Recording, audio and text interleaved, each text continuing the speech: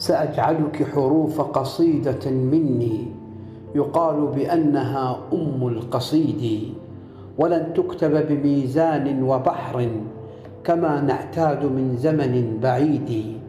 فأنت البحر والأوزان فيها، وأنت الوصف في الشعر الجديد، وأنت الحب والإلهام منك، وأنت الباب للعمر السعيد.